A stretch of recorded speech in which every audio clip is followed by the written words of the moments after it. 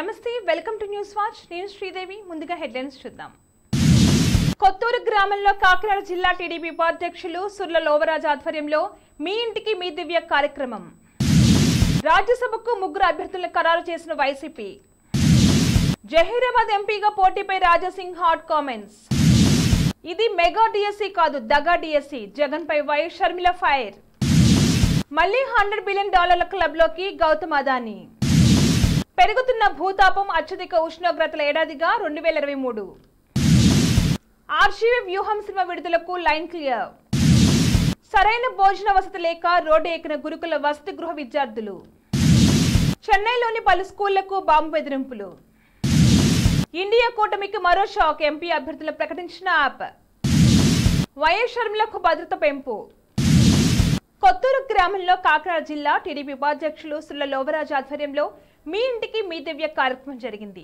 ఈ కార్యక్రమానికి ముఖ్య అతిథిగా తుని టీడీపీ ఇన్ఛార్జ్ యనమల దివ్య హాజరయ్యారు.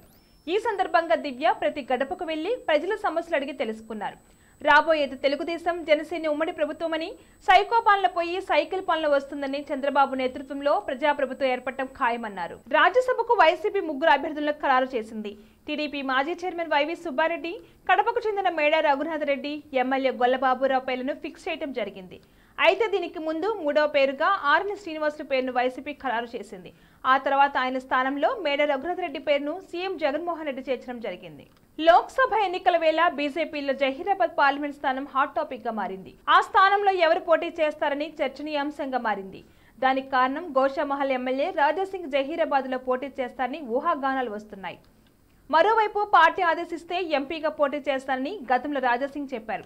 కానీ నేడు ఆయన ఎంపీగా పోటీపై ఆసక్తి లేదన్నారు. తాజాగా అసెంబ్లీ ఆవరణలో రాజాసింగ్ ఈ వ్యవహారంపై స్పందించారు. జహీరాబాద్ ఎంపీగా పోటీ చేయమని పార్టీ చెప్తుంది, నాకు ఎంపీగా పోటీ చేసే ఆసక్తి లేదని స్పష్టం చేశారు. హిందూ రాజ్యం స్థాపన కోసం దేశవ్యాప్తంగా పనిచేయాలనుకుంటున్నానని తెలిపారు. ప్రజల పొలాలు స్థలాలను వైకాపా ప్రభుత్వం కబ్జా చేస్తుందని ఏపీసీసీ అధ్యక్షురాలు వై షర్మిల ఆరోపించారు. ఇలాంటి పాలన అవసరమో లేదో ప్రజలు ఆలోచించాలన్నారు. గుంటూరు జిల్లా తెనాలి మండలం కొలకలూరులో పర్యటించారు. సంక్షేమం పేరిట ఒక చేత్తో మట్టి చెంబు ఇచ్చి ఇంకో చేత్తో వెండి చెంబు తీసుకుంటున్నారు.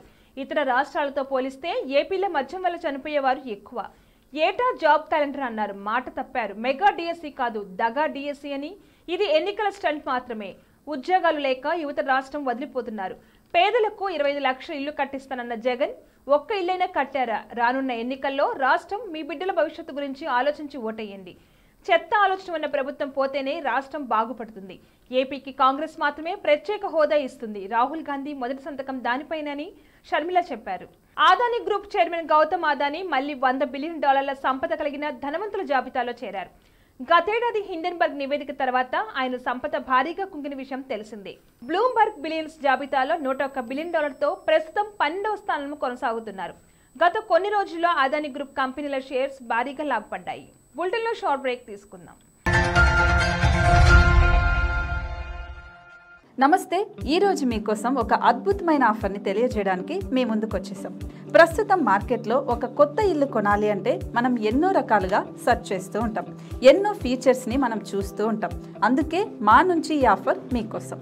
45 లక్షలకే మీ సొంత ఇంటి కలని నెరవేర్చుకుందాం. ఈ బ్యూటిఫుల్ విజువల్స్ షాద్ నగర్ టౌన్ హైవేకి ఆనుకొని అండ్ మోస్ట్ పాపులర్ ల్యాబ్స్కి ఆపోజిట్లో ఈ వెంచర్ ఉంటుంది. ఎంట్రన్స్ ఏరియా చూశారు కదా ఎంత బ్యూటిఫుల్గా ఉందో. స్పెక్ట్రా సిటీ ఇదొక గేటెడ్ కమ్యూనిటీ. 120 గజాల డబుల్ బెడ్రూమ్ హౌసెస్ ఇందులో కన్స్ట్రక్ట్ చేయబడి ఉన్నాయి. ప్రతిష్టాత్మక సంస్థ స్పెక్ట్రా సిటీ మీకు అందిస్తోంది double bedroom individual houses. Total house వచ్చేసి మనకు 120 స్క్వేర్ యార్డ్స్ లో ఉంది, అంటే 120 గజాలు.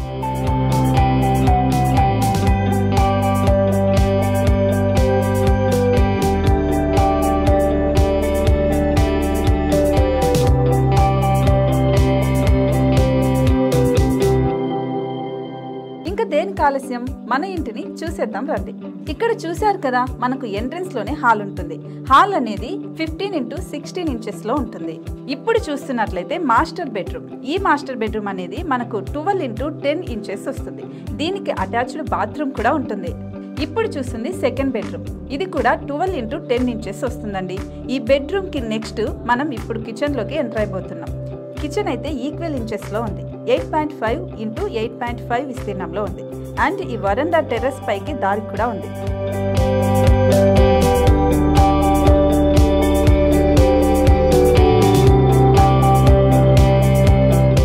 టెర్రస్ పై నుంచి వ్యూ చూశారు కదండి, ఎంత బ్యూటిఫుల్ గా ఉందో.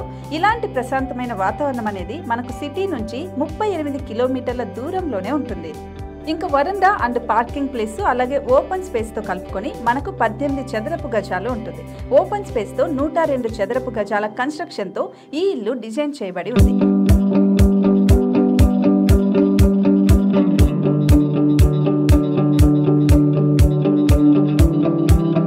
మొత్తం gated community and present 70 houses మనకు కన్స్ట్రక్ట్ చేసి ఇస్తున్నారు. అందులో 45 హౌసెస్ మాత్రం సేల్ అయిపోయాయి, ఇంకా 25 మాత్రమే ఉన్నాయి. అలాగే లిమిటెడ్ ఎడిషన్స్ మాత్రమే ఉన్నాయి. హైవే రోడ్డు నానుకొని తూర్పు పడమర ఫేసింగ్ కి నిర్మాణమై ఉంటాయి. షాద్ నగర్ లో MSN ల్యాబ్ కి ఎదురుగా ఉంది ఈ డబుల్ బెడ్రూమ్ ఇండిపెండెంట్ హౌసెస్. మిమ్మల్ని ఆహ్వానిస్తున్నాయి.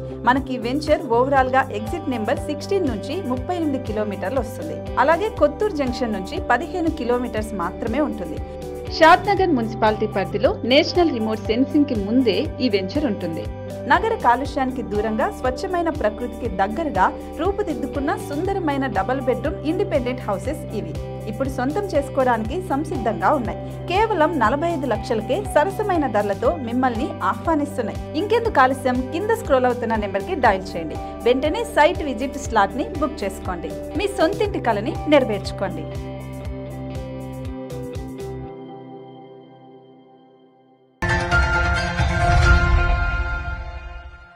Back to news. భూతాపం అంతకంతకు అధికమవుతుందని, రానున్న కాలంలో వాతావరణ మార్పుల పర్యవసనాలు అత్యంత తీవ్రంగా ఉండనున్నాయని శాస్త్రవేత్తలు ఎప్పటి నుంచో హెచ్చరిస్తున్నారు. తాజాగా యూరప్ కు చెందిన కోపర్నికస్ వాతావరణ మార్పుల పరిశీలన సంస్థ ఆసక్తికర నివేదిక వెలువరించింది. గత 1,00,000 ఏళ్లలో లేనంతగా అత్యధిక ఉష్ణోగ్రతలు నమోదైన ఏడాది బహుశా 2023 అయ్యుంటుందని తెలిపింది. మానవాళికి ఇదొక హెచ్చరిక అని శాస్త్రవేత్తలు పేర్కొనడంలో ఆశ్చర్యమేమీ లేదని అభిప్రాయపడింది. ఎల్ నినో ఉత్పాతం ఫలితంగా ఓవైపు తుఫాన్లు, మరోవైపు కరువు కార్చిచ్చులు భూమండలాన్ని అతలాకుతలం చేస్తున్నాయని, 2023లో అత్యధిక ఉష్ణోగ్రతలకు కారణం వాతావరణ మార్పులేనని కోపర్నికస్ సంస్థ పేర్కొంది. 2024లోనూ ఈ విపరీత పరిణామాలు కొనసాగుతాయని వెల్లడించింది. ప్రముఖ దర్శకుడు రామ్ గోపాల్ వర్మ తెరకెక్కించిన వ్యూహం సినిమాకు అడ్డంకులు తొలగాయి. హైకోర్టు సూచనలతో వ్యూహం సినిమాకు రెండోసారి సెన్సార్ నిర్వహించారు. దీంతో సినిమాకు సెన్సార్ అడ్డంకులు తొలగిపోయాయి. సినిమాను ఈ నెల 16న విడుదల చేసేందుకు ఏర్పాట్లు చేస్తున్నారు.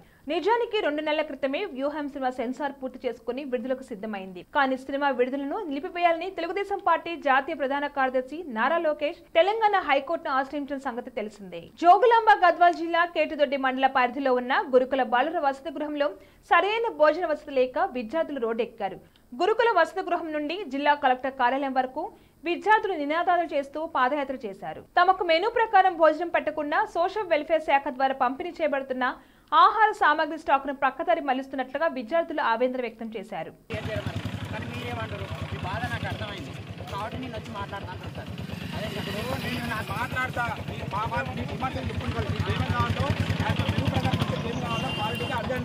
వాళ్ళు ఇస్తామంటారు, ఇవ్వమంటారు చూడండి. ఇప్పుడు ఏమైంది, వాళ్ళు ఇవ్వమంటే రేపు నేను వెళ్ళిపోయి ఎవరైతే అంటున్నారు, ఇస్తామంటే ఎందుకు ఇంప్లిమెంట్ కాదు ఎప్పుడు నాకు కూడా ఎప్పుడు నేను ఉంటాను. సార్ ఇవన్నీ ఓకే సార్, కానీ ఎన్ని రోజులు ఎందుకు ఇంప్లిమెంట్ అయ్యేది దానికి సార్ రిగ్రెట్ కావాలి. మాకు అది కావాలి సార్. మేము ఎన్ని రోజులు కాదు కూడా మాట్లాడతాం. చెన్నై నగరంలో బాంబు బెదిరింపులు కలకలం సృష్టించారు. పట్టణంలో పలు స్కూళ్లకు కొందరు ఆగంతులు బాంబులు ఉన్నాయంటూ ఈమెయిల్ సెండ్ చేశారు. ముఖ్యంగా జేజే నగర్, ఆర్యపురం, అన్నానగర్, గోపాలపురంలోని పలు ప్రైవేట్ స్కూళ్లకు బాంబు బెదిరింపు మెయిల్స్ అందాయి. దీంతో అప్రమత్తమైన పాఠశాల సిబ్బంది విద్యార్థులను వారి ఇళ్లకు పంపేశారు. అనంతరం బాంబ్ స్క్వాడ్ సమాచారం అందజేయగా వారు రంగంలోకి దిగి ఎలాంటి బాంబులు లేవని నిర్ధారించారు. దీంతో విద్యార్థుల తల్లిదండ్రులు, పాఠశాల యాజమాన్యాలు ఒక్కసారిగా ఊపిరి పీల్చుకున్నాయి. ఇండియా కూటమి అసలు ఉంటుందా ఉండదని అనుమానాలు తలెత్తుతున్న వేళ కూటమి ఉనికిని ప్రశ్నించే మరో పరిణామం చోటు చేసుకుంది. ఇండియా కూటమిలో ఉన్న ప్రధాన పార్టీ అయిన ఆమ్ ఆద్మీ పార్టీ ఏకపక్షంగా వ్యవహరించింది. కూటమిలో ఉన్న మిగిలిన పార్టీలతో సంపాదించుకున్న అస్సాంలోని 3 ఎంపీ సీట్లకు పార్టీ అభ్యర్థులను ప్రకటించింది. ఆప్ ఎంపీ సందీప్ పాఠక్ గురువారం ఢిల్లీలో 3 అభ్యర్థుల పేర్లను వెల్లడించారు. అనంతరం మాట్లాడుతూ ఇండియా కూటమి తమ అభ్యర్థులకు మద్దతిస్తుందని ఆశిస్తున్నట్లుగా చెప్పారు.